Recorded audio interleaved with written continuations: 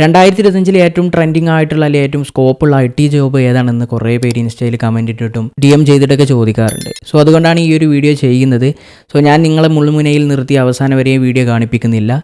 Straight to the point. അങ്ങനത്തെ ഒരു job IT ഫീൽഡിലില്ല. IT ഫീൽഡിൽ എന്നല്ല, ഏത് ഫീൽഡിലാണെങ്കിലും ഏറ്റവും സ്കോപ്പുള്ള അല്ലെങ്കിൽ ഏറ്റവും ട്രെൻഡിങ് ആയിട്ടുള്ള അങ്ങനത്തെ ഒരു ജോബില്ല. എനിക്ക് നിങ്ങളോട് പറയാനുള്ളത്, ഞാനൊരു IT ഫീൽഡിൽ നിന്നായതുകൊണ്ടാണ് ഞാൻ IT ഫീൽഡിനെ കേന്ദ്രീകരിച്ച് പറയുന്നത്. സോ IT ഫീൽഡിലോട്ട് വരുന്നവരോട് എനിക്ക് പറയാനുള്ളത്, നിങ്ങൾ റിയലി പാഷനേറ്റ് ആയിട്ടുള്ള ഒരാളാണെങ്കിൽ മാത്രം IT ഫീൽഡിലോട്ട് വരാം. ഇവിടുത്തെ സാലറി കണ്ട് അല്ലെങ്കിൽ ഇവിടുത്തെ റിമോട്ട് വർക്ക് കൾച്ചർ ഇതൊക്കെ കണ്ട് അല്ലെങ്കിൽ IT ഫീൽഡിൽ ഒരു ജോബ് വേണം എന്നുള്ള രീതിയിൽ ആരും IT ഫീൽഡിലോട്ട് വരാതിരിക്കും.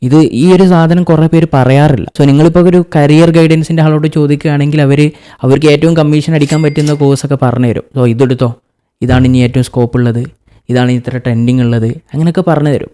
സോ ആക്ച്വലി അങ്ങനത്തെ ഒരു സാധനം ഇല്ല. സോ പിന്നെ നിങ്ങളൊരു സ്കില്ലഡ് അല്ലാത്ത ഒരാളോട് ചോദിച്ചു കഴിഞ്ഞാൽ അവർ ചിലപ്പോൾ പറയും ഇത് ഒരു സ്കോപ്പും ഇല്ല എന്ന്. സ്കില്ലില്ലാത്തവന് എവിടെയും ഏത് ഫീൽഡിലും സ്കോപ്പില്ല, പക്ഷേ സ്കില്ലുള്ളവന് ഏത് ഫീൽഡിലും സ്കോപ്പ് ഉണ്ട്. സോ ഞാൻ എന്തുകൊണ്ടാണ് IT ഫീൽഡിലോട്ടും അല്ലെങ്കിൽ ഏത് ഫീൽഡിലും ആയിക്കോട്ടെ നിങ്ങൾ പാഷനേറ്റ് ആയിട്ടുള്ള സാധനം മാത്രം എടുക്കുക. IT ഫീൽഡിൻ്റെ ഒരു പ്രത്യേകതയാണ് നിങ്ങൾ എപ്പോഴും അപ് ടു ഡേറ്റ് ആയിട്ട് തന്നെ ഇരിക്കണം, എന്നാൽ മാത്രമേ ഫീൽഡിൽ നിൽക്കാൻ പറ്റുള്ളൂ.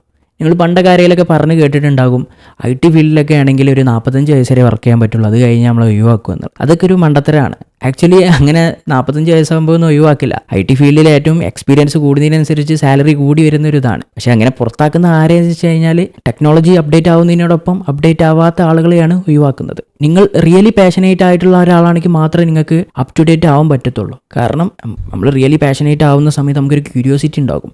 ഓരോ പുതിയ കാര്യങ്ങൾ വരുമ്പോഴും അല്ലെങ്കിൽ അതിനെക്കുറിച്ചൊക്കെ നമ്മൾ ഓട്ടോമാറ്റിക്കലി നമുക്ക് മടിയില്ലാതെ തന്നെ നമ്മൾ അപ് ടു ഡേറ്റ് ആയി പോകും. സോ അതാണ് അവിടെ വരുന്നൊരു സംഭവം എന്ന് പറയുന്നത്. സോ നിങ്ങൾ സ്കോപ്പും ട്രെൻഡിങ് ഒക്കെ നോക്കി പോവാതെ നിങ്ങൾക്ക് പാഷനേറ്റ് ആയിട്ടുള്ള ഒരു ഫീൽഡിലോട്ട് പോകുക എന്നാണ് പറയുന്നത്. സ്കോപ്പും ട്രെൻഡിങ് ഒക്കെ ഓരോ ദിവസവും മാറിയാം.